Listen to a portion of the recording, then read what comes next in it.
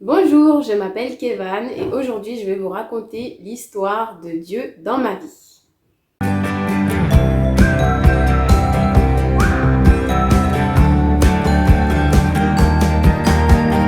Alors, tout a commencé en 2014, le 14 février, où j'ai appris la mort de mon parrain. Alors, on n'était pas proches du tout, on ne s'appelait même pas pour nos anniversaires, mais c'est la première fois que j'expérimentais la mort, c'est la première fois que je perdais quelqu'un de proche en fait. Et j'ai eu une réaction assez bizarre. De un, je n'ai pas voulu croire en fait, pour moi, je ne comprenais pas cette sensation bizarre de savoir qu'une personne a disparu ou qu'elle n'existe plus. Et de plus, j'ai commencé à discuter avec lui sur WhatsApp. Évidemment, il ne m'a jamais répondu, mais c'était vraiment très bizarre. Et je pouvais poser cette question-là à personne autour de moi. Donc, j'étais avec mes questions et voilà. Et 2, 3 jours plus tard, une amie qui était en métropole, donc il faut savoir que moi j'étais à Porto Rico à cette époque pour faire mes études. Et c'est à cette période-là que mon parrain est décédé. Et je reçois un message sur WhatsApp d'une amie qui est à Paris et elle me montre une photo d'elle avec un tatouage et pour me demander mon avis. Et je lui dis, ah ben ton tatouage il est super joli, j'aime beaucoup. Et je lui dis, mais tu m'avais pas dit que tu ferais jamais de tatouage par rapport à ta religion? Et elle me dit, ah oui, non, mais c'est un tatouage ONE, ça part et c'est pas définitif. Donc non, t'inquiète pas, je ferai jamais de tatouage. La Bible le condamne, donc c'est pas possible. Je dis, attends. Comment tu peux me dire que la Bible, le livre le plus ennuyeux du monde, puisse parler d'un sujet aussi contemporain? C'est fun, les tatouages. Et elle me dit, oui, c'est dans Lévitique. Je lui dis, mais le Lévitique, c'est dans l'Ancien Testament, c'est plus d'actualité. Puisque moi, il faut savoir que je suis née dans une famille catholique. Donc, j'ai été baptisée, communion, profession de foi. Et j'allais souvent à Lourdes avec ma mamie pour faire les pèlerinages. Je priais, je faisais le chapelet, les rosaires et les neuvaines de Marie, tout ça. Et je lui ai dit que le Lévitique, c'est dans l'Ancien Testament et que c'est plus d'actualité. Et elle me dit, oui, effectivement, le monde évolue, mais la Bible ne change pas. Dieu ne change pas et sa parole est éternelle. Je lui ai dit, bon, ça, si tu le crois ainsi, eh bien, vas-y, mais moi, c'est pas ça. Mais ça m'a quand même interpellée. Je me suis dit, tiens, c'est bizarre que la Bible puisse parler de tatouage, puisque j'avais pour projet de me faire des tatouages. Et je me dis, c'est bizarre. Donc, je vais voir Google et je tape que dit la Bible sur les tatouages. Je lis ce que ça dit. Je fais des recherches sur d'autres sujets, les piercings, l'alcool, la drogue, le sexe, un peu tout ce qui me passe par la tête. Je demande à Google ce qu'en dit la Bible.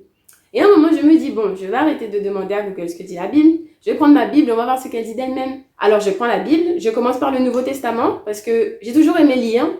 Et un des grands défis que je m'étais donné, j'ai essayé peut-être 2, 3 fois, c'était de lire la Bible de Genèse à Apocalypse. Parce que je sais que c'est quand même gros et pour moi, ce serait un challenge réussi.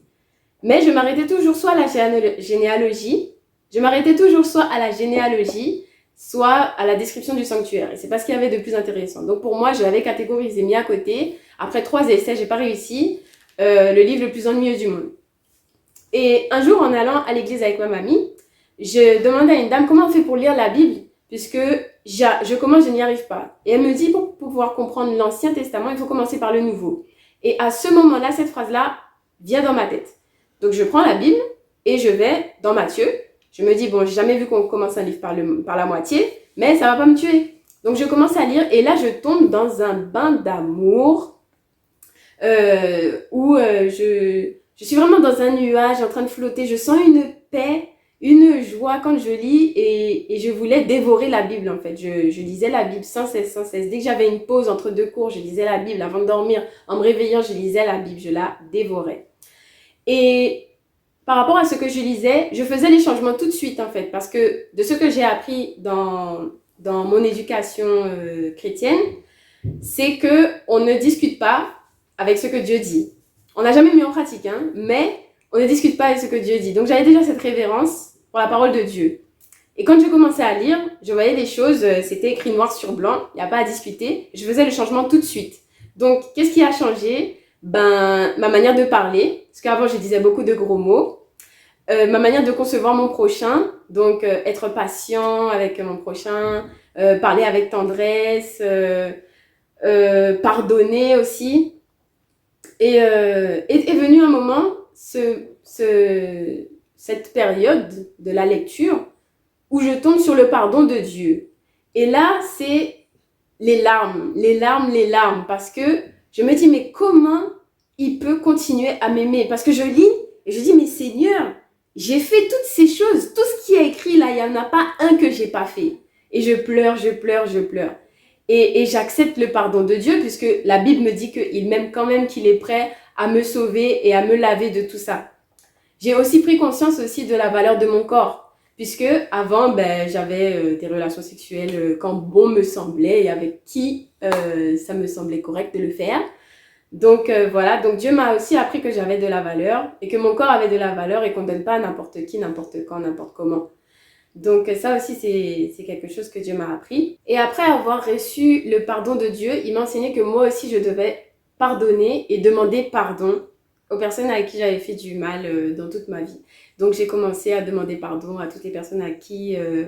donc les personnes à qui j'avais fait du mal depuis que je m'en souvenais, donc depuis la maternelle jusqu'à ce jour-là. Par la grâce de Dieu, tout le monde a bien reçu mes excuses, donc j'ai été agréablement surprise. Et il y a un moment aussi, alors à Porto Rico, j'ai changé d'appartement et le propriétaire était pas très gentil et j'étais partie avec des trucs, donc je les avais volés. Et à ce moment-là, Dieu me dit, il faut que tu les ramènes. Et là, c'était la honte internationale, mais bon, puisque Dieu l'a dit, il faut réparer, donc j'ai été ramener les affaires des gens chez eux. Ensuite, pendant toute cette période aussi, je discutais avec une amie chrétienne qui avait beaucoup d'expérience avec Dieu. Enfin, elle montrait beaucoup qu'elle était chrétienne et donc elle avait plus d'expérience avec Dieu que moi. Donc du coup, par rapport à ce que je lisais, je lui posais beaucoup de questions, passais des nuits blanches à parler de Dieu et jusqu'à maintenant, j'aime parler de Dieu aussi, à ce point. Et on parlait beaucoup. Je lui posais beaucoup de questions, c'était ma Bible ambulante. Et à un moment, on arrive sur Matthieu 24, donc la fin du monde, et elle m'explique que Jésus revient, il faut que les gens se repentent, parce que sinon, ils vont tous brûler dans les flammes de l'enfer.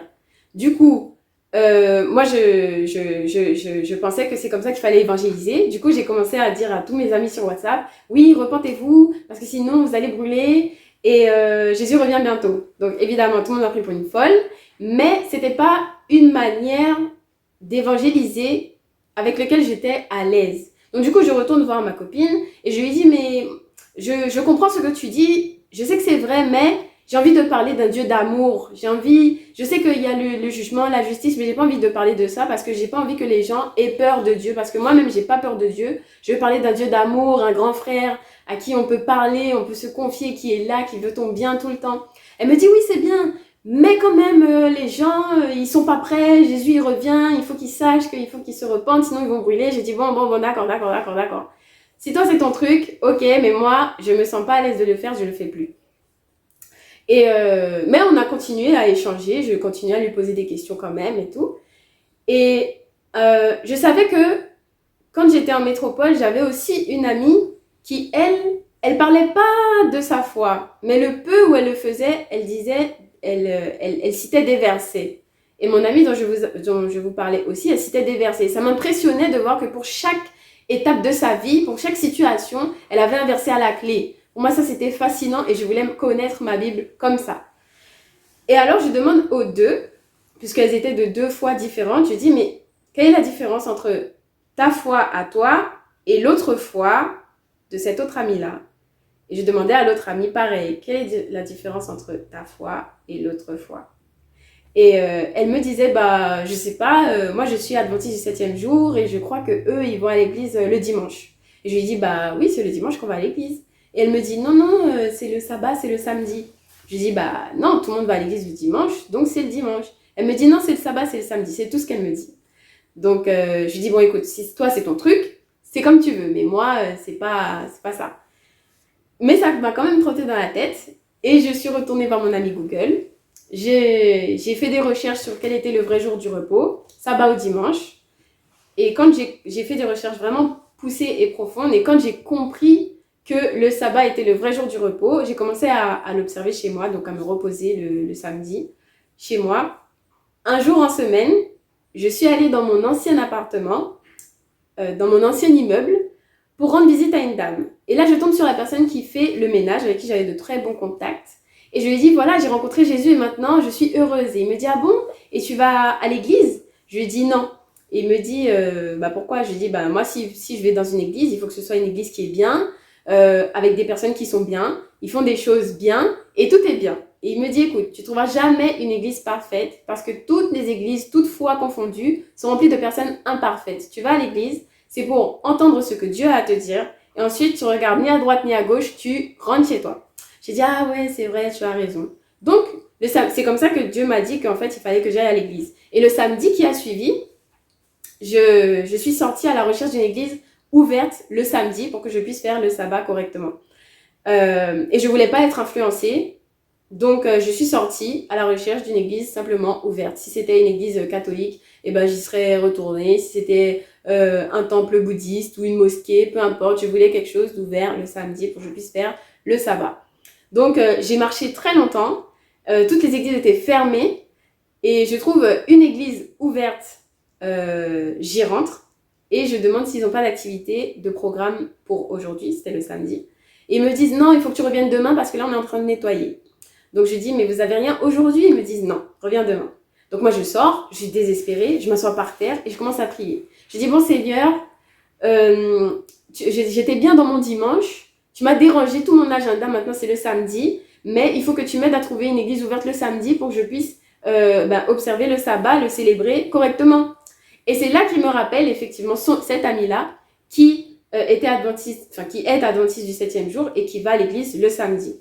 Du coup, mon ami Google, je tape église adventiste près de chez moi, ça m'a emmené à l'église adventiste de Rio Piedras.